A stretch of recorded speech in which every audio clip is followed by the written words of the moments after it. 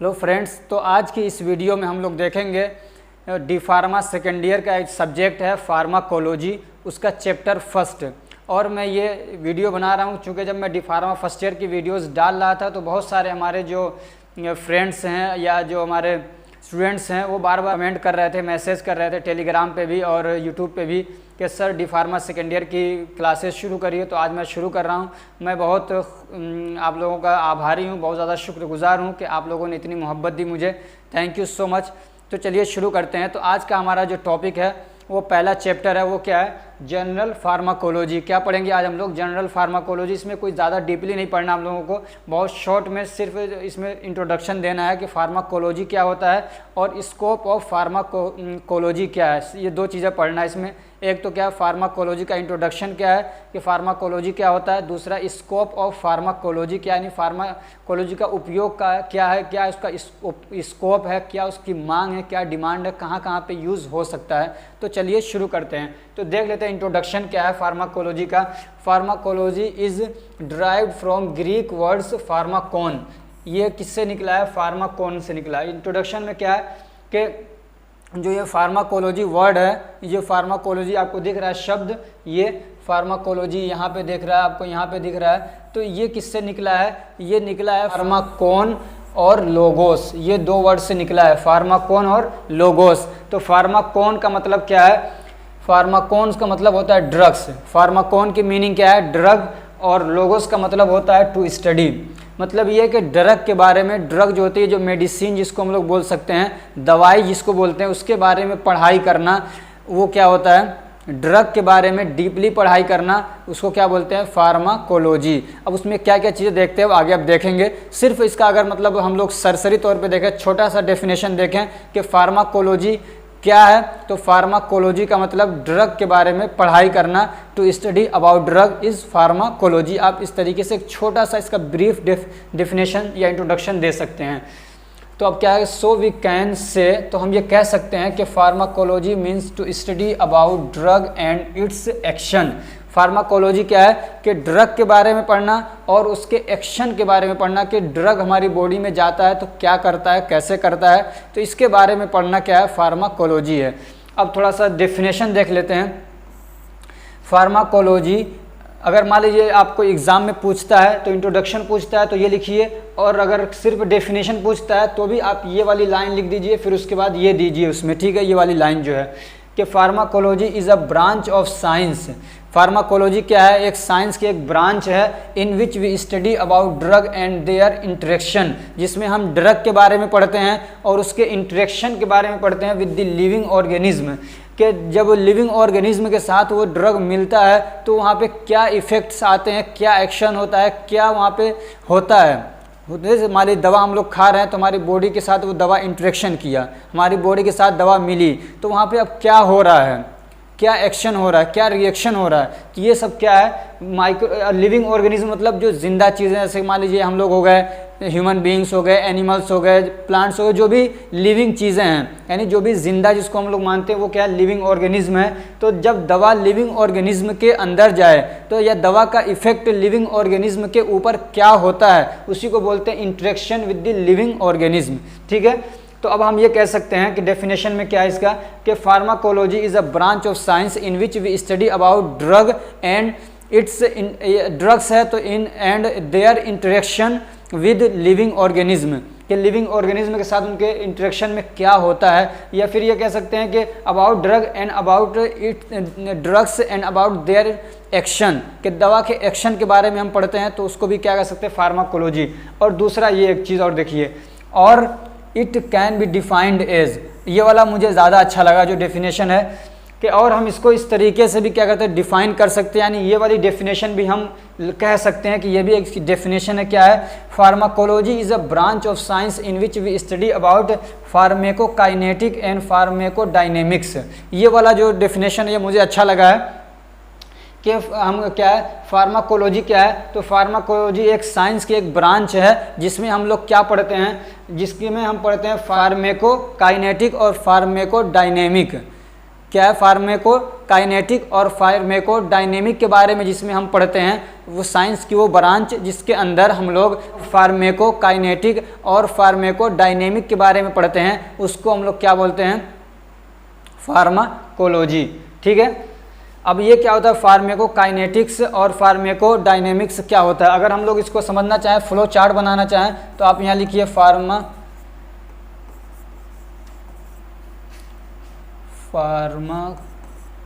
Pharmacology.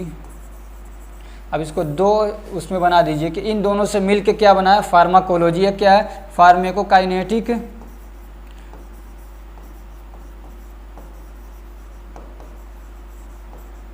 फार्मेकोकाइनेटिक और फार्मेकोडायनेमिक्स।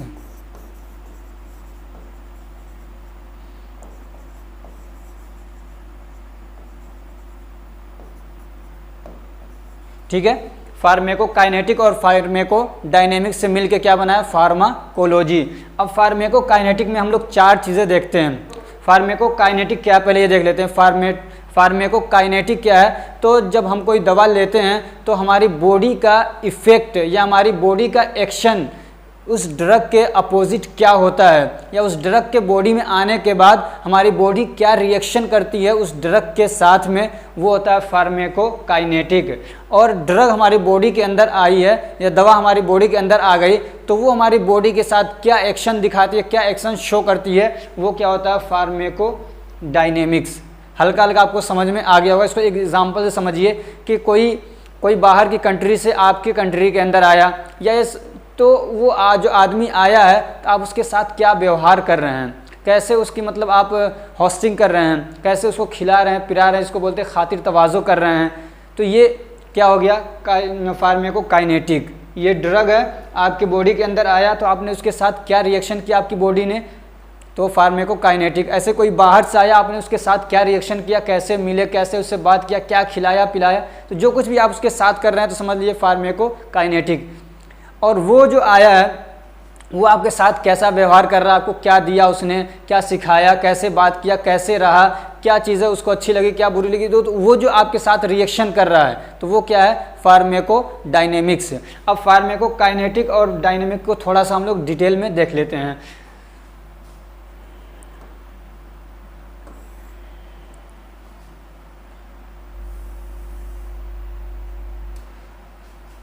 तो क्या है, pharmacokinetics. It is a Greek word which means the action of body on the drugs. क्या है ये फार्मेकोकाइनेटिक, क्या है, एक ग्रीक वर्ड है, यानी ग्रीक लैंग्वेज का, ग्रीक का एक वर्ड है। इसका मतलब क्या होता है फार्मेकोकाइनेटिक का, कि the action of body on the drug, यानी बॉडी का एक्शन क्या होता है ड्रग के ऊपर, उसको क्या बोलते हैं, फार्मेकोकाइनेटिक। अभी मैंने बताया pharmacokinetic involves the study of drugs absorption. अब ये समझिए कि इसका मतलब क्या है, कि जो फार्मेकोकाइनेटिक है ये इसके अंदर हम लोग 4 चीज़ों के बारे में स्टडी करते हैं। फार्मेकोकाइनेटिक में 4 चीज़ों के बारे में हम लोग डीपली स्टडी करते हैं। वो क्या है, एब्जॉर्प्शन है, पहला क्या है, एब्जॉर्प्शन के बारे में पढ़ते हैं। दूसरा क्या है, डिस्ट्रीब्यूशन के बारे में पढ़ते हैं। तीसरा किसके बारे में पढ़ते हैं, मेटाबॉलिज्म के बारे में पढ़ते हैं। और चौथा चौथा किसके बारे में, एक्सक्रेशन या एलिमिनेशन। इसको एक्सक्रेशन भी बोलते हैं और इसकी जगह पे आप एलिमिनेशन भी लिख सकते हैं। तो ये 4 चीज़ों के बारे में हम लोग किस में पढ़ते हैं, फार्मेकोकाइनेटिक में। आप फ्लो चार्ट बना सकते हैं उसके लिए। तो ये 4 चीज़ें क्या है, जिसको हम लोग ये भी कह सकते हैं याद करने के लिए, आदमी कह दीजिए, क्या है, यहाँ पे आई नहीं ई लिखा है, लेकिन आदमी आप कह दीजिए, इसको याद रहेगा। 4 चीज़ें क्या है, एब्जॉर्प्शन, ये किस में आएंगी, फार्मेकोकाइनेटिक में। ये 4 चीज़ें खास तौर से पढ़ी जाती हैं, क्या, एब्जॉर्प्शन, डिस्ट्रीब्यूशन, मेटाबॉलिज्म एंड चौथा क्या है, एक्सक्रीशन या एलिमिनेशन। इन 4 चीज़ों के बारे में हम लोग डीपली पढ़ते हैं, किसमें, फार्मेकोकाइनेटिक में। अब क्या होता है फार्मेकोडायनेमिक, तो फार्मेकोडायनेमिक का मतलब क्या है, कि जब बॉडी के अंदर ड्रग आया है तो ड्रग का एक्शन हमारी बॉडी के ऊपर क्या हो रहा है, उसको बोलते हैं फार्मेकोडायनेमिक्स। एक चीज़ और आप इसको याद करने के लिए ऐसे याद रख सकते हैं कि फार्मेकोकाइनेटिक क्या है, what body do with drugs. ये आप इसको ऐसे भी याद कर सकते हैं, what body do, what body do with drugs. What body do with drugs, ये क्या है? फार्मेकोकाइनेटिक, यानी हमारी बॉडी ड्रग के साथ क्या करती है, हमारी बॉडी ड्रग के साथ क्या करती है, वो क्या है? फार्मेकोकाइनेटिक। और इसी का उल्टा व्हाट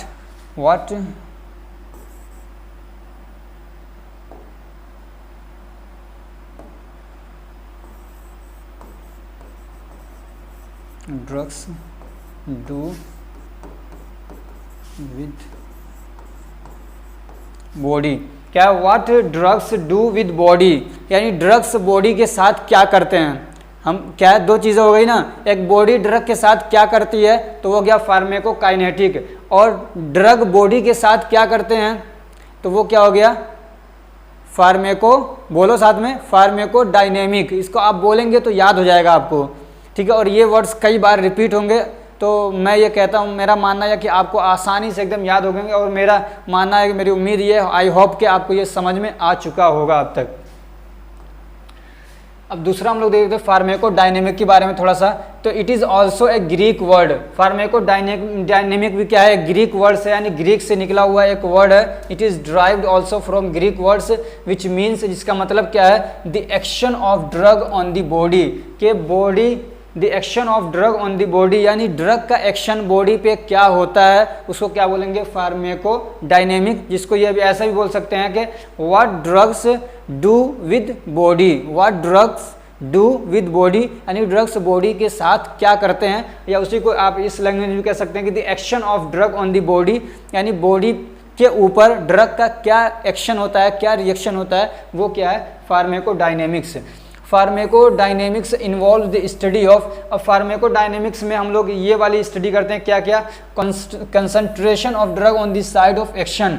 क्या पढ़ते हैं कि जहाँ पे जो ड्रग है वो जाके एक्शन कर रहा है, अपना काम दिखा रहा है, अपना इफेक्ट दिखा रहा है जिस साइड के ऊपर। मान लीजिए हमने दवा खाई, सर में दर्द था, तो सर में हमारे जा है तो वो दवा जाके क्या अपने साइड पे जब काम कर रहा है तो उसका क्या इफेक्ट हो रहा है, तो वही है, सॉरी, तो वहाँ पे उसका कंसंट्रेशन कितना ज़्यादा है, यानी वो दवा अपने साइड पे कितना ज़्यादा पहुँच पा रही है। इसका एग्जाम्पल से समझिए कि 100 mg हमने दवा खाई, तो हमको मान लीजिए सर के दर्द के लिए 100 mg खाना है, तो दवा को जाना अपने रिसेप्टर के पास, जो हमारे मान लीजिए ब्रेन के अंदर है रिसेप्टर, वहाँ उसको पहुँचना है। 100 mg हमने दवा खाई, तो कितनी mg वहाँ तक पहुँच पाई, क्या 75 mg पहुँची या 50 mg पहुँची, उसी को कहेंगे कितना उसका कंसंट्रेशन है ड्रग का वहाँ पे अपने साइड के ऊपर।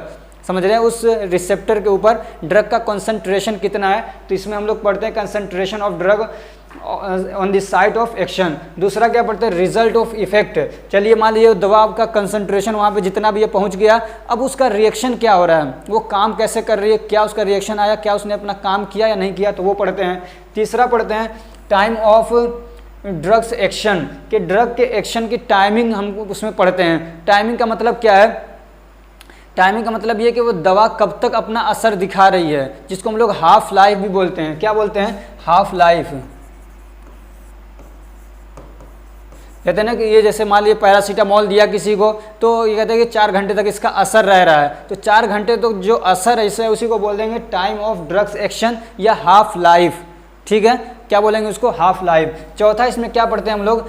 एडवर्स इफेक्ट के बारे में हम लोग पढ़ते हैं। एडवर्स इफेक्ट का मतलब ये होता है कि अगर हमने कोई दवा खाई तो उसका मतलब अनडिज़ायर इफेक्ट हो जाता है कभी, यानी जो हम नहीं चाहते हैं कभी वो भी इफेक्ट आ जाता है। तो उसके बारे में भी हम लोग क्या करते हैं? स्टडी करते हैं कि हम ये नहीं चाह रहे थे कि ये हो, लेकिन कभी उसका उल्टा इफेक्ट आ जाता है, उसको हम लोग क्या बोलते हैं? Adverse effect. और एक होता है साइड इफेक्ट। साइड इफेक्ट ये होता है कभी हमको मतलब ऐसा होता है कि हमको मालूम होता है कि अगर हम ये दवा खाएंगे तो ये कुछ एक्शन दिखेंगे, जैसे कि मान लीजिए हमको मालूम है ये दवा खाएंगे तो नींद आएगी, तो ये क्या है? साइड इफेक्ट है इसका। लेकिन एडवर्स इफेक्ट वो होता है जो पता नहीं होता है और वो दिखने लग जाता है। जैसे कि मान लीजिए किसी ने 100 mg खानी थी, उसने 200 mg खा ली, तो उसका रिएक्शन कुछ उल्टा हो जाएगा, तो उसी को बोलते हैं एडवर्स इफेक्ट हो गया। अब हम लोग पढ़ेंगे स्कोप ऑफ फार्माकोलॉजी। एक चीज़ और बता दूं मैं हल्का सा आपको इस वाले में, कि हम लोगों ने 4 चीज़ें पढ़ी फार्माकोलॉजी में। मैं इसको यहाँ दिखाता हूँ, हाँ यहाँ क्या पढ़ा? फार्माकोलॉजी, इसको आप शॉर्ट में याद रखिए। अब ये दो चीज़ें में हमने बांट दिया, एक क्या है काइनेटिक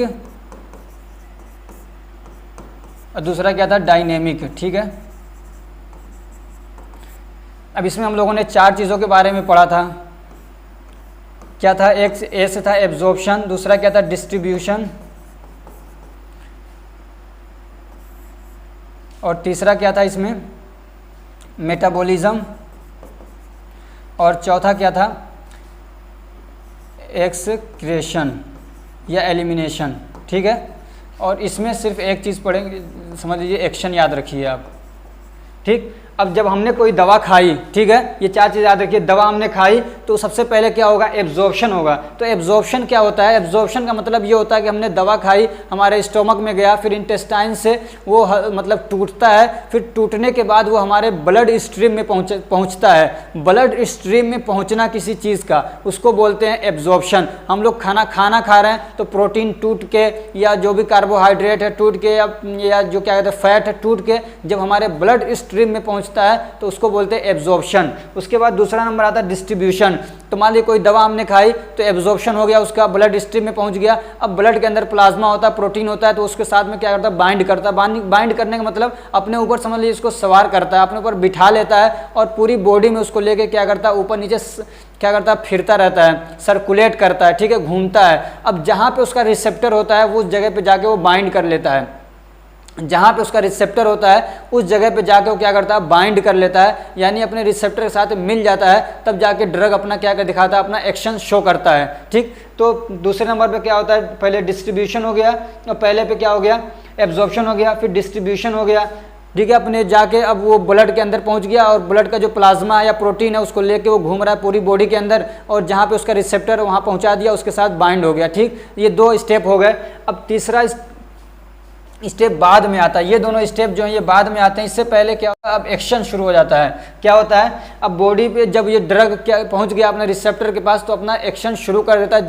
जिस भी तरह की दवा है वो अपने भी रिसेप्टर पे पहुंच के अपना एक्शन दिखाएगी। अब एक्शन जब उसका होता है तो फिर उसका एक्शन कम क्यों हो जाता है। मान लीजिए दवा खाई हमने तो 1 घंटा काम करती है, 2 घंटा काम करती है, उसके बाद उसका एक्शन कम क्यों हो जाता है, क्योंकि उसके बाद मेटाबॉलिज्म शुरू हो जाता है। क्या हो जाता है, जब दवा का रिएक्शन होता है, मतलब दवा अपने रिसेप्टर से पहुँच के जब अपना एक्शन दिखाती है, अपना एक्शन शो करती है, तो उसके बाद क्या होता है मेटाबॉलिज्म शुरू हो जाता है। तो कुछ दवाएं ऐसी होती हैं जो हाइड्रोफिलिक होती हैं, जो वाटर के अंदर क्या होती हैं समझ लीजिए कि जल्दी से मिल जाती हैं, घुल मिल जाती हैं और पेशाब के रास्ते से निकल जाती हैं। कुछ दवाएं ऐसी होती हैं जो लिपोफिलिक होती हैं या लाइपोफिलिक होती हैं, जो कि अंदर लिपिड के साथ अपना बाइंड बना लेती हैं, वो पानी में घुलती नहीं है जल्दी से। पानी में क्या होती है जल्दी से घुलती नहीं है। तो कुछ हमारे हार्मोन्स होते हैं, कुछ एंजाइम्स होते हैं जो उसको ऐसा करते हैं, उसको पोलराइजेशन कर देते हैं, यानी वो भी पानी में क्या हो घुल जाए। क्या करते हैं उसको पोलराइजेशन कराते हैं। तो वही समझ लीजिए क्या यहाँ पे क्या होता है मेटाबॉलिज्म कराते हैं वो।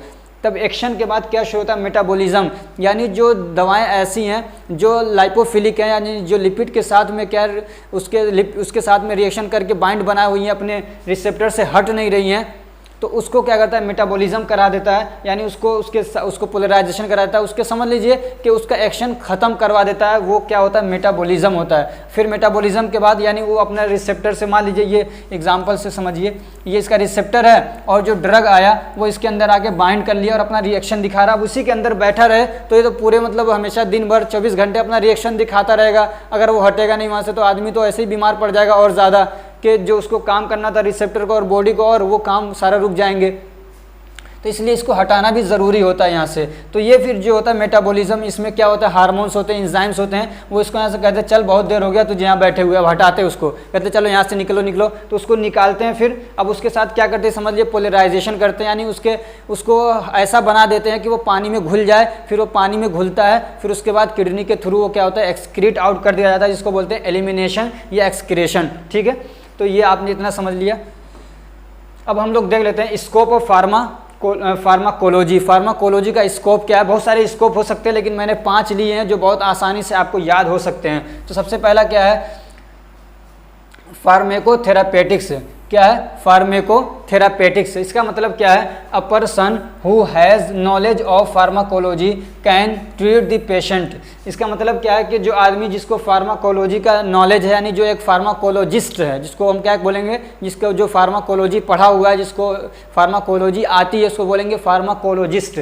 तो फार्माकोलॉजिस्ट जो है उसको इसका नॉलेज होता है, तो वो क्या कर सकता है, जो पेशेंट है, जो बीमार लोग हैं, उनका इलाज कर सकता है। Because he knows the selection of appropriate drugs. वो जानता है कि कौन सी दवा हमको मतलब मुनासिब है इस आदमी को देने के लिए, उसको सिलेक्ट कर सकता है। और क्या जानता है, वो डोजेज जानता है कि कितना डोज देना है और किस फॉर्म में देना है, ये सारी चीज़ें उसको मालूम है। और ड्रग का हाफ लाइफ जानता है वो, यानी ये कि ड्रग के बारे में उसको पूरा नॉलेज होता है, उसका एक्शन रिएक्शन सब जानता है, तो वो लोगों को ट्रीट कर सकता है, लोगों का इलाज कर सकता है। ठीक है। दूसरा क्या है, प्री क्लिनिकल, सॉरी यहाँ पे 2 बार आ गया है ये, प्री क्लिनिकल ट्रायल्स कर सकता है। प्री क्लिनिकल ट्रायल्स का मतलब क्या होता है, जैसे कि मान लीजिए कोई दवा बनी, उसका डिस्कवरी हुई, जैसे कि मान लीजिए वैक्सीन बना, अभी कोरोना काल में वैक्सीन बना, तो डायरेक्टली लोगों को नहीं दे दिया जाता है, बल्कि उसके ट्रायल्स चलते हैं। एक होता है प्री क्लिनिकल ट्रायल्स, यानी अभी लोगों को क्लिनिक में आने से पहले उस दवा का एक ट्रायल चलता है, यानी कुछ लोगों पर मान लीजिए 50, 100, 1000, 2000 लोगों को पहले वो दवा खिला के या वैक्सीन लगा के चेक किया जाता है इसका क्या रिएक्शन है, क्या एक्शन हो रहा है, कैसा वो वैक्सीन या दवा काम कर रही है, तो उसको बोलते हैं प्री क्लिनिकल ट्रायल्स। तो उसी में क्या है, जिसको ये वाला नॉलेज है तो वो उस वाले फील्ड में भी क्या है, काम कर सकता है। ठीक है। उसके बाद वो दवा मान लीजिए जो बनी इस वाले में सक्सेसफुल हो जाती है, फिर उसको भेजा जाता है क्लिनिकल ट्रायल्स में, यानी जो क्लिनिक वगैरह हैं वहाँ पे ले आके उसको दिया जाता है और कहा जाता है कि आप इसको रिकॉर्ड करिए कि आपने इसको 100 लोगों को दिया, उसका क्या मतलब रिएक्शन रहा, क्या रिस्पॉन्स रहा, क्या कितने लोगों को फ़ायदा हुआ, कितने लोगों को नुकसान हुआ, क्या नुकसान हुआ, कैसा इफेक्ट दिखा, क्या साइड इफेक्ट, क्या एडवर्स इफेक्ट दिखे, वो सारी चीज़ें नोट की जाती हैं। तो वो होता है क्लिनिकल ट्रायल्स। तो जो आदमी फार्माकोलॉजिस्ट है वो इस वाले फील्ड में भी काम कर सकता है, प्री क्लिनिकल ट्रायल्स में भी काम कर सकता है और क्लिनिकल ट्रायल्स में भी काम कर सकता है। वो इसी का मतलब यही है, a pharmacologist can work in the field of clinical trials. और चौथा क्या है, ड्रग डिस्कवरी। जो आदमी फार्माकोलॉजिस्ट है, यानी जिसको फार्माकोलॉजी का नॉलेज है, जिसके बारे में वो जानता है अच्छे से, तो वो क्या कर सकता है, ड्रग डिस्कवरी कर सकता है। ड्रग डिस्कवरी का मतलब क्या है कि नई नई दवाएं बना सकता है। तो a pharmacologist can go in the field of research. एक फार्माकोलॉजिस्ट जो है वो रिसर्च वाली फील्ड में जा सकता है और क्या कर सकता है, discover many of new drugs, और नई नई बहुत सारी दवाएं क्या कर सकता है, वो बना सकता है। पांचवा क्या है, टॉक्सिकोलॉजी। पांचवा स्कोप क्या है इसका, स्कोप तो आप जानते ही होंगे क्या होता है। तो पांचवा स्कोप इसका क्या है,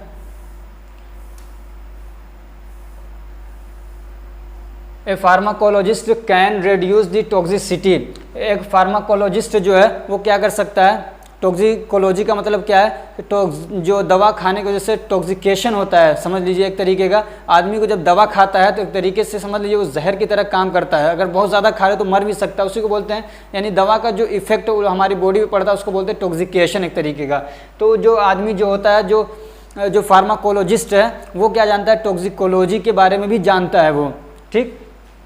the pharmacologist can reduce the toxicity effect, यानी जो मतलब ज़्यादा आदमी ने खा ली दवा, बहुत ज़्यादा खा ली, तो उसको बोलते हैं टॉक्सिकेशन हो गया है, तो उसको ठीक कर सकता है। वो एंटीडोट के बारे में जानता है, एंटीडोट दे सकता है, और फिर उसको क्या है, एडवर्स इफेक्ट को हटा सकता है, यानी दवा ने कुछ अलग रिएक्शन कर दिया, एडवर्स इफेक्ट आ गए, तो वो इसको मालूम होता है कि इस कंडीशन में कैसी दवा दी जाए कि जो इसका एडवर्स इफेक्ट है वो ख़त्म हो जाए और आदमी नॉर्मल कंडीशन में आ जाए। या फिर वो ऐसी दवाओं के बारे में भी जानता है कि जो एडवर्स इफेक्ट को अच्छी कंडीशन में भेज देता है, यानी उसको अच्छा बना देता है एडवर्स इफेक्ट को, यानी कहते हैं गलत चीज़ से अच्छी चीज़ बना दी उसको। तो ये भी नॉलेज होता है किसको, एक फार्माकोलॉजिस्ट को। तो ये 5 स्कोप मैंने लिखे, और भी आप बहुत सारे स्कोप इसके बना सकते हैं कि वो अपने हिसाब से आप बनाइए, हर आदमी का दिमाग अपना अपना चलता है। तो मैंने ये 5 आसान जो बहुत इजी थे उसको लेने की कोशिश की है। अगर ये हमारी कोशिश अच्छी लग रही है तो आप हमारे चैनल को सब्सक्राइब कर लीजिए, और क्या कहते हैं, हमारे इस वीडियो को लाइक कर दीजिए और अपने फ्रेंड्स को भी शेयर करिए ताकि वो भी इससे फ़ायदा उठा सकें।